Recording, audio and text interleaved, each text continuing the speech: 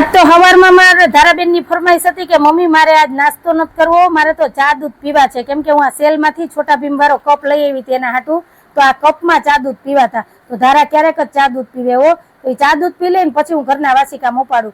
પેલા તો મેં મગની દાળ પલાળી દીધી, સાહેબનો ઓર્ડર હતો કે બપોરના જમવા મગની છડી દાળ, રસ ને રોટલી બનાવજે. પછી મેં જો આ રસોડામાં બરણી ડબરા લૂછવાનું કામ ઉપાડ્યું, કેમ કે આ રોજનું મારું રૂટીન છે. રસોડાના આર્યો પેલા સાફ કરવાનું, ટીવી ફ્રીજ ખૂણ્યું બધું લૂછવાનું, ઝાપટ ઝૂપટ કરવાનું, પછી ખૂણે ખાંચકેથી બધેથી કચરા વાળીને પોતા કરવાના. તો જો બધું કામ થઈ ગયું છે ને ઘરે મસ્ત એવું ક્લીન ચકાચક થઈ ગયું છે. અને હાથો હાથ મશીનમાં કપડાં ધોવાઈ ગયા હતા એટલે કપડાં સૂકવી દીધા છે. પણ આજે તડકો છે ને વાદળ છાયો છે એટલે કપડાં સુકાવા કઠણ છે, ધોવાઈ ગયા તો હવે સુકાઈ જાય બરાબર ને.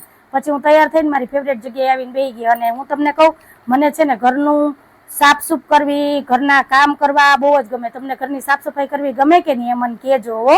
પછી મેં ધારાને જો મસ્ત એવી તૈયાર કરી દીધી. ધારા કેવી લાગે છે એ કહેજો, હું નથી કહેતી, ધારા તમને પૂછે છે કે આજે હું કેવી લાગુ, તો એના માટે કમેન્ટ કરવાની ભૂલતા નહીં. પછી મેં બપોરની રસોઈ બનાવી અને બધું લઈને રાખી દીધું, પણ હજી સાહેબ દુકાને નથી આવ્યા. મેં ધારાની બુકમાં પૂઠા ચડાવવાનું કામ લઈ લીધું, કેમ કે 3-4 બુક બાકી હતી ને, તો એમાં પૂઠા ચડાવવા નતા. બુક આવી ગઈ ને ટાઈમે હતો એટલે મેં પૂઠા ચડાવી લીધા ને ત્યાં સાહેબ દુકાનેથી આવી ગયા.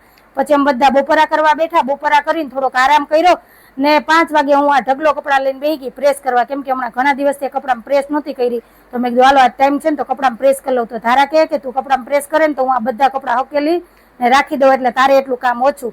કપડામાં પ્રેસ કરી ન કરીને તો આ તો અમારા મમતાબેનની એન્ટ્રી થઈ ગઈ. મમતાબેન આવે એટલે અમારે ચાનો કોટો ચડાવવાનો હોય. ચા તૈયાર થઈ ગયો તો હાલો તમે બધા ચા પીવા, હું મમતાબેન ચા પી લઈએ, પછી બાકી કપડામાં પ્રેસ કરી લઉં. ત્યાં સુધી તમે વિડીયોને લાઈક શેર સબસ્ક્રાઈબ કરી દેજો ને કમેન્ટમાં કહેજો તમને મગની છડીદાર ભાવે કે નહીં. આવજો, જય ભોલેનાથ.